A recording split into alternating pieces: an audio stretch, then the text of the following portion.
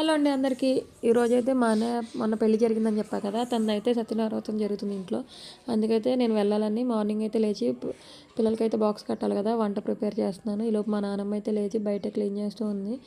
తనైతే బట్టలు కూడా నానబెట్టేసింది. నేను ఈలోపు మా ఆయనకైతే టీ ప్రిపేర్ చేస్తున్నాను. ఆ టీ మరగవే లోపల మా పిల్లల్ని అయితే లేపి నేనైతే వాళ్ళిద్దరికైతే జెల్ వేసేసానండి. ఈలోపు కర్రీ కూడా రెడీ అయిపోయింది. ఆ తర్వాత మా పిల్లలు అయితే స్కూల్కి వెళ్ళిపోయారు. తర్వాత నేను మా ఆయన అయితే రెడీ అయిపోయి ఫంక్షన్కి అయితే స్టార్ట్ అయ్యాము.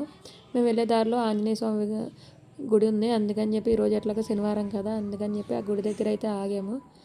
ఆగి తర్వాత అయితే ఫంక్షన్కి మళ్ళీ బయలుదేరాము. ఈలోపు వ్రతం స్టార్ట్ అయిందండి. పూజ అయితే పంతులు గారు బాగా చేశారు. తర్వాత అయితే పూజ పూర్తయిన తర్వాత నేనైతే మా వదినకైతే హారతి అయితే ఇచ్చేసాను. నేను హారతి ఇచ్చిన తర్వాత ఒక్కళ్ళే ఇవ్వకూడదు కాబట్టి నాతో పాటు మా పిన్ని కూడా మా అన్న వదినకైతే హారతి అయితే ఇచ్చేసింది.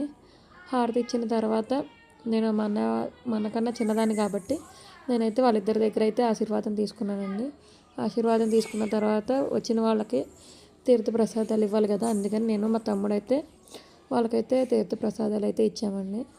ఇచ్చిన తర్వాత ఈలోపు భోజనాలు కింద స్టార్ట్ అవుతున్నాయి అని చెప్పి అందరూ కిందకి చాలామంది కింద ఉన్నారు. అంటే కొంతమంది పూజ దగ్గరికి రారు కదండి, అందుకనే అక్కడైతే వాళ్ళందరూ ఉన్నారు. మేము కూడా ఇక్కడ పూజ అయిపోయిన తర్వాత వెంటనే కిందకి వెళ్ళిపోయాము. తర్వాత అయితే నేను మా చెల్లి కూడా వచ్చింది మా అమ్మతో పాటు.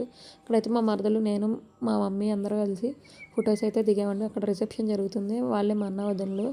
వచ్చిన వాళ్ళందరూ హ్యాపీగా ఫ్యామిలీతో సరదాగా కాసేపు ఎంజాయ్ అయితే చేసామండి. తర్వాత అయితే భోజనాలకి కూర్చున్నాము. భోజనం చేసిన తర్వాత ఏం జరిగింది ఏంటనేది నెక్స్ట్ వ్లాగ్లో పోస్ట్ చేస్తాను.